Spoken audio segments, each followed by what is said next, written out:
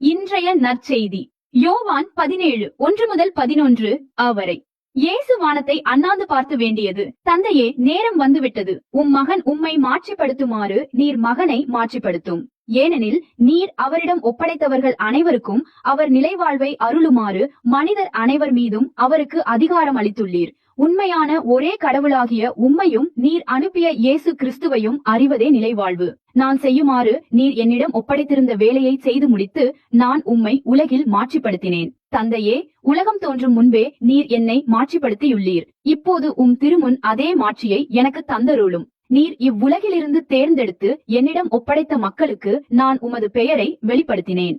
உமக்கு உரியவர்களாய் இருந்த அவர்களை நீர் என்னிடம் ஒப்படைத்தீர். அவர்களும் உம் வார்த்தைகளை கடைபிடித்தார்கள். நீர் எனக்கு தந்தவை அனைத்தும் உம்மிடமிருந்தே வந்தவை என்பது இப்போது அவர்களுக்கு தெரியும்.